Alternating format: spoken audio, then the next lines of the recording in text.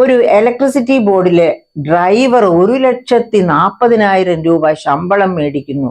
ഇത് ഇലക്ട്രിസിറ്റി ബോർഡുമായിട്ട് ബന്ധപ്പെട്ട ഒരു ഉയർന്ന ഉദ്യോഗസ്ഥൻ എനിക്ക് തന്ന ഇൻഫർമേഷൻ ആണ് കേട്ടോ.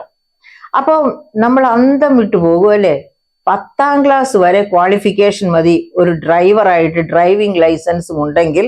ഒരു പക്ഷെ 8ാം ക്ലാസ്സും ഗുസ്തിയും കഴിഞ്ഞവരും ഡ്രൈവറായിട്ട് കയറുന്നുണ്ടോ എന്ന് എനിക്ക് അറിഞ്ഞുകൂടാ. ഈ 10ാം ക്ലാസ് വേണമെന്ന് നിബന്ധന ഉണ്ടോ എന്ന് അത്ര ഉറപ്പില്ല എനിക്ക് കേട്ടോ. അങ്ങനെ ഇലക്ട്രിസിറ്റി ബോർഡിൽ ഉദ്യോഗസ്ഥനായിട്ട്, അതായത് ഡ്രൈവറായിട്ട് കയറുന്ന ഒരാൾ 1,40,000 രൂപ ശമ്പളം മേടിക്കുന്നു. ഒരുപക്ഷെ റിട്ടയർമെന്റ് ആകുമ്പോഴേക്കും അതിനേക്കാളൊക്കെ വളരെ കൂടുമായിരിക്കും. ഇതുപോലെ ഇലക്ട്രിസിറ്റി ബോർഡിലെ ഉദ്യോഗസ്ഥർ സ്വയം എഴുതിയെടുത്ത് വലിയ വലിയ ശമ്പളം വാങ്ങുമ്പോൾ അതിന്റെ ഇരകൾ ആരാണെന്ന് നിങ്ങൾ ഓർമ്മിക്കുന്നുവോ? ഞാനും നിങ്ങളുമാണ് ഇരകൾ.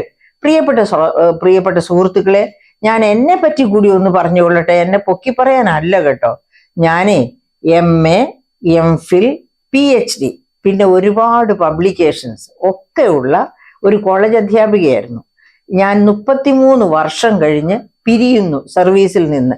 അത് 21ാം നൂറ്റാണ്ടിലല്ല ആണ് പിരിഞ്ഞത്, 20ാം നൂറ്റാണ്ടിലല്ല.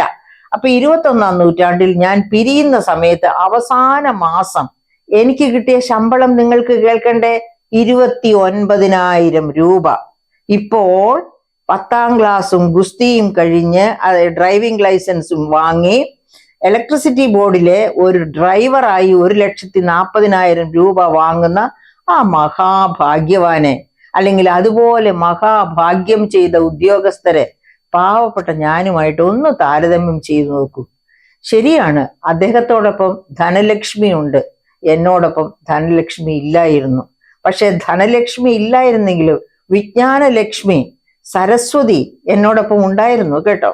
ഓക്കെ, അപ്പൊ ഞാൻ പറയുന്നത് എങ്ങനെയാണ് നമ്മുടെ നാട് ഇതുപോലെയുള്ള കുഴികളിലേക്ക്, ഏത് കുഴികളിലേക്ക്? മോശപ്പെട്ട കുഴിയല്ല, ഉയർത്തെഴുന്നേൽക്കാവുന്ന, എളുപ്പം ചാടി എഴുന്നേൽക്കാവുന്ന, ചാടി കരകയറാവുന്ന കുഴിയിലേക്കല്ല നമ്മുടെ സംസ്ഥാനം പോയിക്കൊണ്ടിരിക്കുന്നത്. കടക്കെണിയിലേക്കാണ്, കടക്കുഴിയിലേക്കാണ്.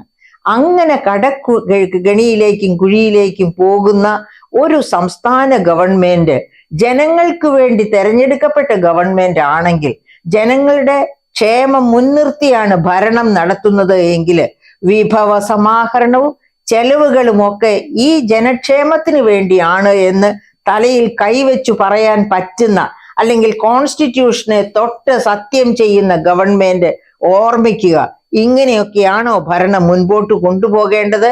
ഭരണ തലപ്പത്തിരിക്കുന്നവർ എടുക്കേണ്ട തീരുമാനങ്ങൾ, സ്മാർട്ട് മീറ്റർ വേണോ വേണ്ടയോ, എവിടെ നിന്നാണ് സ്മാർട്ട് മീറ്റർ മേടിക്കേണ്ടത്, ഏത് തരത്തിലാണ് ജനങ്ങളുടെ ഭാരം കുറയ്ക്കേണ്ടത് എന്ന തീരുമാനങ്ങൾ എടുക്കുമ്പോൾ ശക്തമായ തീരുമാനം എടുക്കണം.